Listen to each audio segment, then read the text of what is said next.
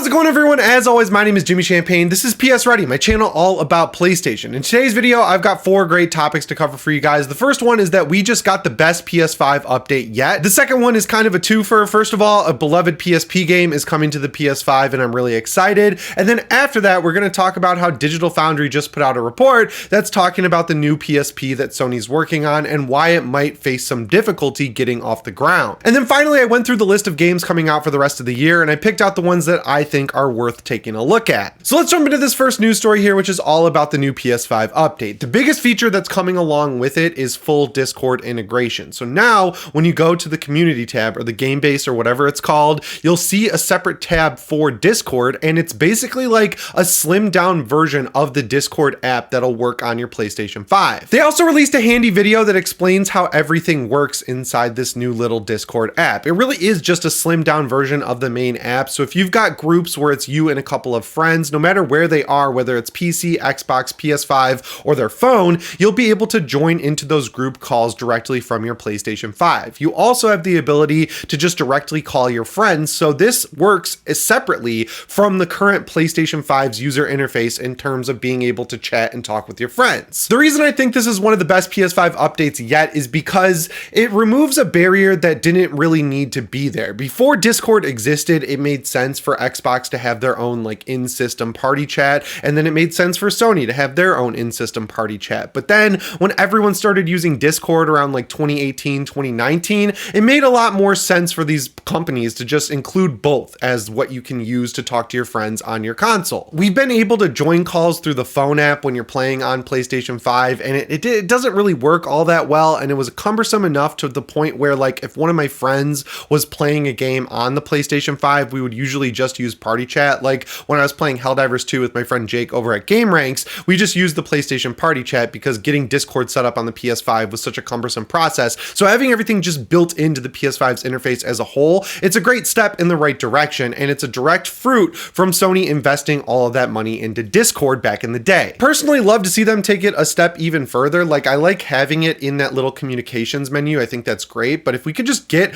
the full native Discord app ready to go on the PlayStation 5 to the point where they just add it as a little tile on their new version of the cross media bar, that would be awesome, because then you could talk in servers, you could share images, you could download images, maybe even they could add an update that would allow you to finally change the background of your PlayStation 5, and using Discord would be a cool way to get images onto your PS5 from Discord servers. But yeah, going forward to something like the PS6, I think it would be awesome if they just replaced the inboard party chat with Discord, because at this point, I'd say like 90 to 99% of the people who play on PlayStation, the vast majority of them will use Discord over the PlayStation party chat in the first place. So why not just cut out the middleman and capitalize on that huge investment you made into Discord and just make that the whole party chat system for the next PlayStation console. As for when this is available, by the time you're seeing this video, it should definitely just be active on your PlayStation 5 because it's coming through a software update, and that's not the only feature we got. The other feature that they've added is the ability to quickly and easily share your PSN profile with someone. If you have Steam, you can do this already. So you go on the Steam app, and when you're adding someone, you can generate a specific link that all they have to do is click on that link, and then it'll take them right to the add friend page, and it'll load in your friend name and everything like that. This would have come in really handy last week when I forgot. I changed my PSN name and told you guys all the wrong one. It's Black Hills 99 if you want to add me. But yeah, it is really cool that they're adding in all these social features this late in the game. It's just yet another thing that they're doing to get ready for the eventual release of the PS5 Pro. And by the time that thing comes out, I feel like the PS5 operating system is going to be pretty close to perfect. Of course, we want themes, we want a couple of other extra features, but like all the major ones that I wanted when the PS5 came out, like 1440p support and being able to use that extra SSD slot, all of that was added very quickly. So at this point in time, I think from a hardware perspective purely, the PS5 is the best PlayStation console we've ever had, and if you haven't upgraded yet, I think now is the time. All right, next on the list, let's talk about the PSP, because we know that Sony has been working on some new emulators. They're working on building out the Classics Collection library over there on PS Plus Premium, and I'm super excited because one of my favorite PSP games from when I was a kid is coming out very soon on PS Plus Premium. That game is Daxter. So I didn't really have a PS2 during that generation, so I kind of missed Jak 1, 2, and 3, but I did have a PSP, so I played the living shit out of Daxter with my brother. He's kind of like a goofy, annoying little side character, but the game was built, I'm pretty sure, in the entire map of Jak 2, and it told an original story as Daxter, and it was a great graphical showcase at the time for a handheld system because it basically just ported down the PS2 version of Jak 2 and made a completely new game out of its assets. And the coolest thing about emulating these PSP games on the PlayStation 5 in the first place is you get those video filters, they're upscaled, they actually play really well. I played Resistance Retribution the other day, and I was honestly impressed with how good that game translated to using dual sticks and being blown up on my 4K TV. So I'm glad Sony is digging into their first party lineup for some of these PS Plus premium offerings. I just hope they extend that to the PS2 and other consoles, because as far as PSP goes, they've released my 3 favorite PSP games: Resistance Retribution, Daxter, and Killzone Liberation. So yeah, they're on a great track with the PSP. Let's extend it to other consoles. And then that brings us to the second part of this news story, which is about this upcoming PS4 handheld. Digital Foundry did a whole segment on their podcast asking if it's possible, and the results are honestly very promising, but there is a little bit that we have to worry about. The biggest issue is that if they wanted to support the entire PS4 library entirely, they'd need to use an AMD Jaguar APU in it, but those have not been translated down to handheld form, so the only other option would be to make a completely new APU and then have it emulate PS4 games, sort of like the PS5 does with PS4 games right now. They do make it seem like if this were to happen, the library of PS4 games that you would be able to play on the go on this PSP3 would be significantly smaller than what you would have on a PS4, PS4 Pro, or PS5, but I don't really understand that because there's a new APU in the PS5 and it's already emulating PS4 games, and developers didn't have to go back and do anything to those PS4 games to get them to run on the PlayStation 5. The only thing I could think of is that shrinking it down to a handheld form might create an extra layer of emulation that's required that then would be more difficult than just porting things over up from the PS4 to the PS5, but still, this thing is in the high-level design phase, which basically means that it's real. They're working on it, they're getting it ready to go. It hasn't been entirely greenlit as a product they're going to release, but if it's in the high-level design phase, that means that they're actually building out prototypes of a handheld that can run PS4 games. And people have been speculating on what chip it would use. Obviously, it would use an AMD chip because the PS4 and PS5 use an AMD chip, so that would create maximum compatibility. And the time frame for it coming out is supposedly around 2 years, which ironically lines up perfectly with the Steam Deck 2 that we're waiting for from Valve. I talk about this a lot in my channel Deck Ready, but the reason Valve went with a mid-gen upgrade that's not really too big of a deal, like you get better performance for sure out of the OLED than you do on the regular Steam Deck, but it's not like going from the PS5 to the PS5 Pro or anything like that. But the reason is the tech is not there yet for an APU that's handheld that can actually run games better than what we have running right now. So you can play PS4 games pretty well on the Steam Deck, but they've been ported from PS4 to PC, so you get a little bit of issues when you play those games. Like you have to use FSR, you're playing at 30 FPS. You're obviously also playing at a much lower resolution of 800p, but all of that would definitely benefit this eventual PSP3 handheld because there's 2 years of advancement in CPU tech if they release it in around 2 years. So yeah, I'm not saying Digital Foundry is wrong or anything. They obviously understand tech specs and everything much better than someone like me does, but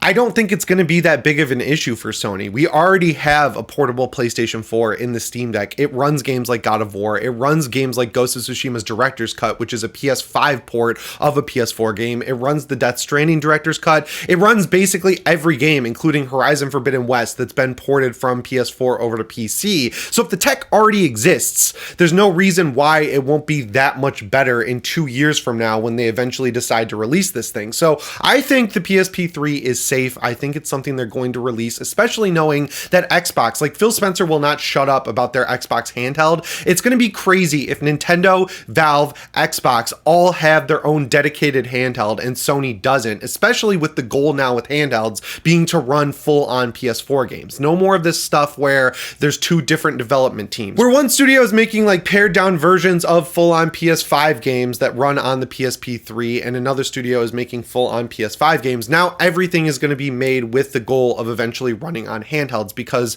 the whole development pipeline has been merged ever since the Nintendo Switch came out. I'm obviously very excited about the future of a PlayStation handheld. The Vita and the PSP are definitely my most played PlayStation devices just because you could take them on the go, and having games like Metal Gear Solid Peace Walker where it's like a 50-hour experience, or Final Fantasy VII Crisis Core where it's another 50-hour experience if you really want it to be, that was the kind of gaming that I like to do because I was constantly having to go to baseball tournaments for my brother. I could whip out my PSP and just change change out the battery if it died, or if we went to Florida for a family vacation, I could just sit there by the pool and play 50 hours of Metal Gear Solid Peace Walker. On the Vita, I could play games like Persona 4 Golden, Uncharted Golden Abyss. I could even dig back into that PSP library. So if they could release a handheld that can not only play PS4 games, but go all the way back to like PSP, PS1, PS2, PS Vita, maybe even PS3, that would be the ultimate handheld to me, because I have a massive library of games on the PlayStation ecosystem, and I'd love to be able to take advantage of those without starting all my saves over and everything like that. But yeah, that brings us to the third news story in today's video, which is of course all of the games we have to look forward to in 2024. I went through, made a list, and I picked out the release dates, and I kind of put them in order so you can know what's coming and when and in what order you might want to play these games in. First up is Black Myth Wukong on August 20th. I did not know that this was a timed exclusive on the PlayStation 5, but they came in clutch at the last second,